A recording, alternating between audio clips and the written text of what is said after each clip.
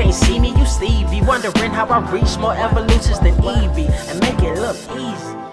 What's up, Earth's mightiest subscribers? It's Blerd without fear. Welcome back to the channel. All right, today's video, we're going to be talking about X-Men Red number 11 by Al Ewing, Stefano Caselli, and Jacopo Camagni. This issue actually readdresses some things that were brought up in Kieran Gillen's Immortal X-Men number 11 from just this past week. That particular thing being something from Storm's past that actually goes all the way back to Giant Size X-Men number 1 in 1975, which was Storm's first appearance in the instance of Charles Xavier informing Storm that she is in fact a mutant. This instance sticks out for a lot of reasons, but one of those being is that at the time, Storm was thought of as a god. She was treated as a god by everyone in Kenya. But Charles comes along and says, nope, you're not a god, you're just a mutant. Which is kind of funny when you think about it, because it's one of those deals where you have this bald white man in a wheelchair coming up to you telling you that you're not everything that you believe you are. And it's made even more interesting considering how Storm has been revered since that moment over the decades, even up until now, and even more officially becoming a god during Ta-Nehisi Coates' Black Panther run. But that's a whole other story altogether. The real thing here is that Storm has never quite forgiven Charles for coming to her and trying to tell her that she was less than what she believed she was in her heart. Now, the reason why this is important is because Charles, as of late, especially as of late, has been acting a whole fool, especially in the wake of everything that's happened with Sins of Sinister, him pretty much getting taken over by Mr. Sinister during that event, and now losing his vote at the Quiet Council as a direct result of that. And you can kind of imagine why Charles is a little tight right now, but he is acting a whole monkey right now, demanding Storm's attention, actually taking her away from a date that she is having in this issue, which it's kind of funny to think about the passage of time here, that the last official dinner that Storm ever actually went to was at the behest of Dr. Doom, which that took place, for those who are not keeping up, that took place during Al Ewing's Sword series. So this was actually quite a while ago. To put it in perspective, the one that she's referring to was in Sword number 7 in 2020. Now, let's be fair here. The passage of time in the Marvel Comics universe, everything is on a sliding time scale. So it's not to say that it's actually been 3 years since she's actually had a proper dinner date, but it's safe to say it's been a while. Now, even if you took the griminess that Charles Xavier used on Storm in Giant Size X-Men number 1 back in the 70s, even if you took that completely off the table, Charles has mistreated Storm on multiple occasions throughout the course of her time as an X-Man. And there's even some moments that come up in this issue that some people probably forgot about. The issue here is that Charles is upset because in the moments of Judgment Day, when Magneto had died, Charles was waging psychic warfare with the Eternals. So at the time when Magneto had passed, Charles never really got to be there for what is essentially his best friend. So he's feeling a little tight that Storm was the one who was with Magneto in those final moments, and he wants to know what Magneto's last words were, wanting to know if Magneto even mentioned him or said anything about him. And while we know the answers to this, that Magneto told Storm, warned her actually to keep an eye on Charles, that he is going to do something, that he is going to believe that he is right about something, and it's going to cause him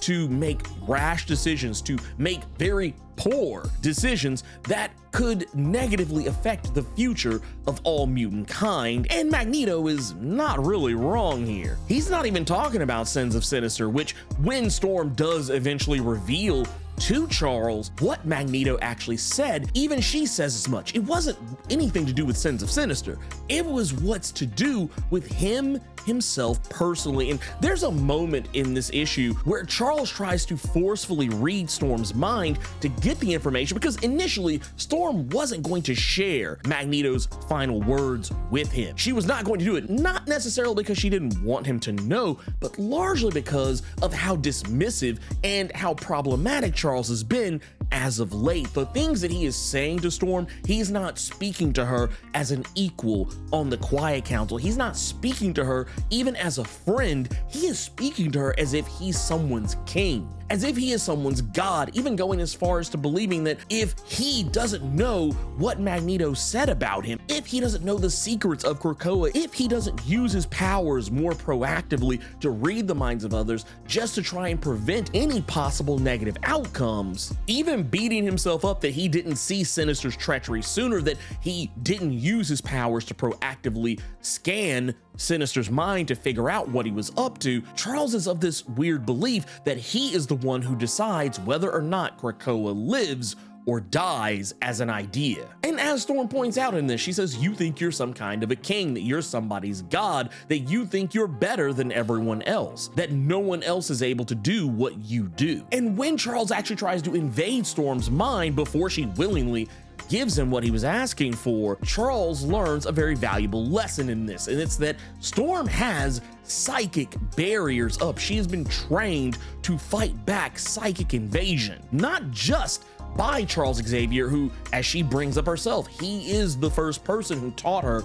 how to protect her mind in the event that someone tried to psychically tamper with her mind or try to invade her mind, whether it was an enemy or even a telepath among them who had gone rogue. And in this case, it would be Charles Xavier. Not only that, but she has safeguards that were put in place by a Rocky mutant, Lactuca. Lactuca had put a psychic barrier on Storm's mind that also would send a sort of psychic feedback whenever anyone tried to invade her mind or manipulate her telepathically. We saw this in Sins of Sinister #1 when Emma Sinister and Xavier Sinister tried to do the exact same thing. I guarantee you, we haven't seen Charles holler this loud since the X-Men animated series. Power!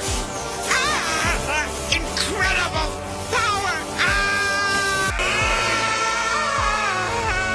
You get the idea. Now, this time around, we actually see what the feedback is, and there's even some moments in here going back and showing how dismissive Charles Xavier used to be. And I always bring this up because I feel like a lot of the time when people think about Charles Xavier, and I've said this on multiple occasions, so I'm not gonna harp on it for too long, but I'm gonna assume that this is probably somebody's first video, and they will probably go along the line saying, well, why would anyone think Charles Xavier is an asshole? And honestly, if you go back and read any of the old X-Men comics, whether you go back to the 70s or even the 60s, if you go from any one of those points and then just keep moving forward, Charles Xavier used to speak incredibly dismissively to the X-Men. In a lot of cases, he treated them like child soldiers, and that is more or less what they were. Granted, they were teenagers for the most part, early on, but child soldiers nonetheless. Now, there are definitely multiple moments that are brought up in this force feedback, but the one that I think is actually probably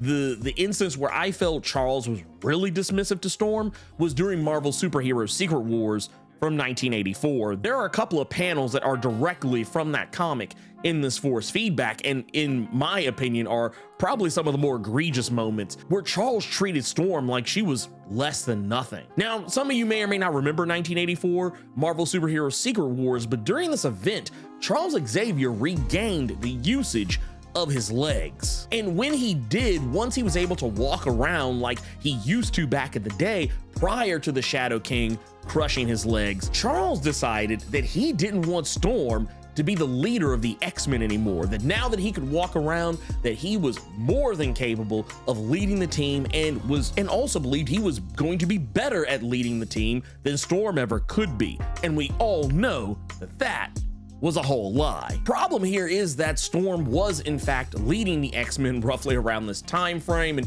even though technically the issue of Uncanny X-Men number 201 that came out, I think was roughly a year or so after this, where she actually officially became the sole leader of the X-Men, but around this time frame, she was in fact the field leader of the team, and Charles had taken that away from her and cast her aside as though she had not been properly leading the team up to that point. And just how he demands that Storm, as well as the rest of the X-Men, just obey his every whim. But one part you won't see here in this psychic feedback loop is there's a part where Storm actually tells him he is being completely out of pocket for the situation that they are in, facing off with not just the Beyonders' machinations, but also with characters the likes of Doctor Doom, as well as Ultron and various other supervillains, that they don't have the luxury of having this pissing contest about who's going to be in charge, that they need to have the best possible person in charge, and that Charles just wants to be the one who calls the shots regardless of whether they win or lose. This was exactly the sort of thing that Magneto was warning Storm about that Charles would ultimately end up doing. He's done it before, and he's going to do it again.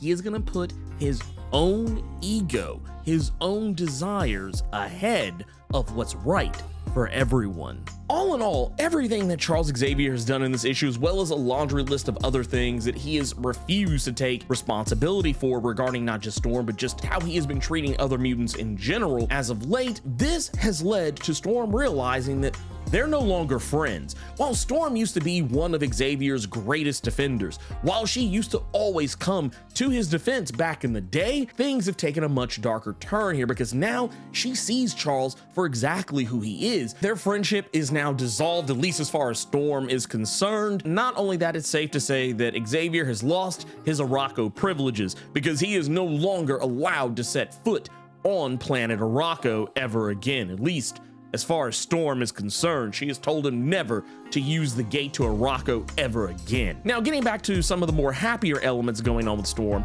we know that Craig of NASA, who I just love the fact that he is still referred to as Craig of NASA, seems to be booed up with Storm now, kind of lending some credence as to why in the Sins of Sinister timeline, Lulo had taken such a shine to Storm. Because those who may or may not remember, Lulo was featured in Storm of the Brotherhood of Mutants #2 during the Sins of Sinister run, and that same child is one of the very ones that Craig of NASA had protected during Judgment Day. I find this pairing very interesting, just largely based on the fact that Craig is a degular human. Not to say that Storm has never dated a regular person before. I mean, technically, she has dated T'Challa, the Black Panther, and granted, he is not, technically regular, but he's not a mutant. He does have superpowers, but those are largely due to a heart-shaped herb and technology. But if you took all that away, he would be roughly about as regular as Craig is. But I like the fact that Storm's actually like having some kind of a life outside of just trying to keep the Krakoan dream alive. Speaking of elements that kind of tie into some things from Sins of Sinister, one of my biggest wish list items was for John Ironfire from the Sins of Sinister series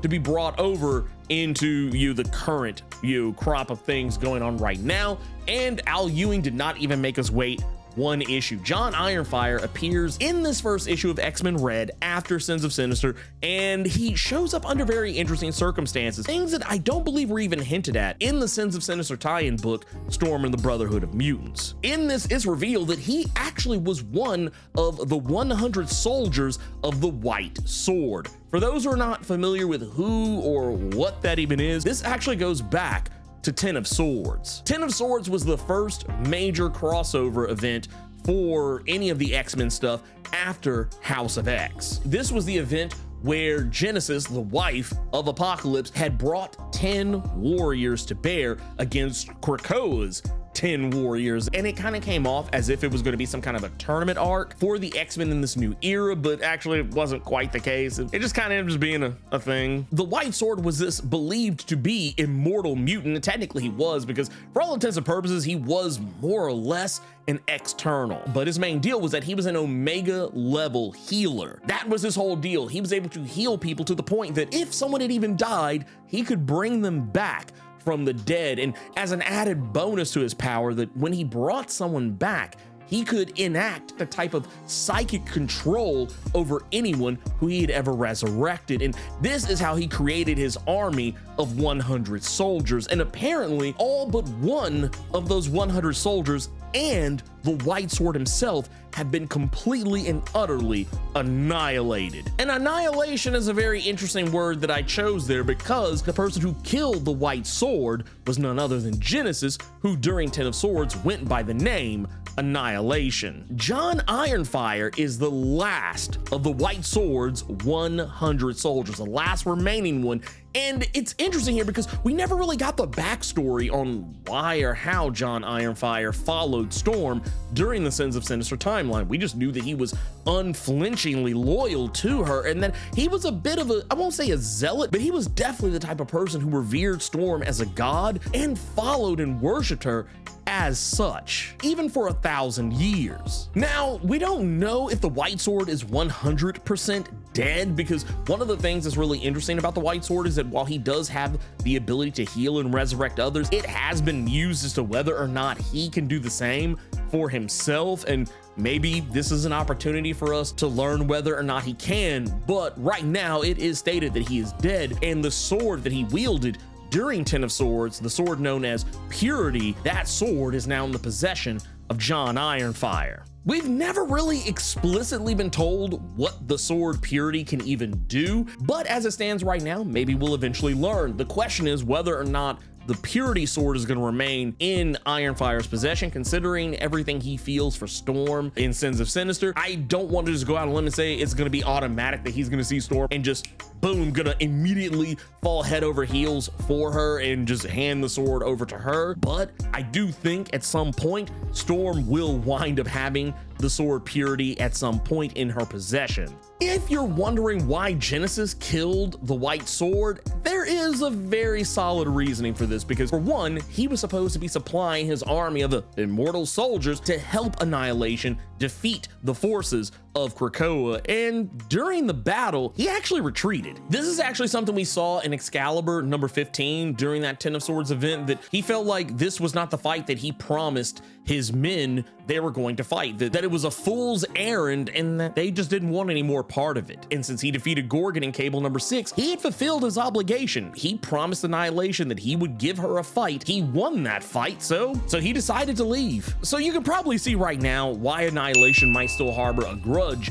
against the White Sword. All in all, great issue. I love all the stuff that's going on here. There's some other little things going on, mostly things like how Nova is still hanging out on the island, that the Great Ring of Araco is filling up its seats, replenishing its ranks in the wake of Judgment Day, because as some may or may not remember, during Judgment Day, many of the members of the Great Ring of Araco were dead. There were only like a handful of members still living by the time that event was over. So there's definitely some interesting stuff going on here. I feel like this book definitely sets up the Heralds of Apocalypse one shot that's forthcoming. I'm very interested to see how that's going to go, because the fact that Genesis and Apocalypse are supposed to be returning to Krakoa, that their presence is going to be felt during the fall of X, I honestly can't wait to see what it is they're going to be doing, because we don't really know what they've been up to as of late. But if this issue's any indicator, the idea that Genesis is now finally getting revenge on the White Sword for betraying her during Ten of Swords is pretty interesting, and I'm curious to see how Apocalypse feels about all this as well, but we'll just have to wait and see on that one. But anyway, if you enjoyed this video, do the YouTube thing,